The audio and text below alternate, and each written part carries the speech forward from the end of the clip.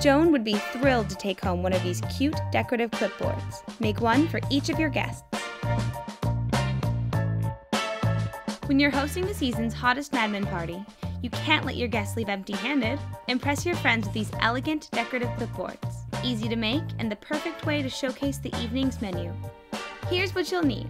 A plain clipboard, we love this mini size, a mat to cut on, a piece of cardboard, a pencil, an X-Acto knife, a pair of scissors, and adhesive-backed fabric paper.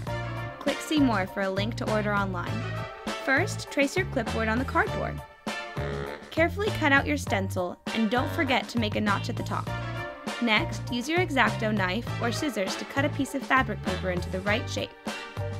Slowly peel off the back of the adhesive paper and smooth it onto the clipboard. Top your beautiful creation off with the Cinema & Spice Mad Men Cocktail Party menu. Click See More to print. Now you're all set for your guests to arrive. Impress your guests with a new recipe. Click now.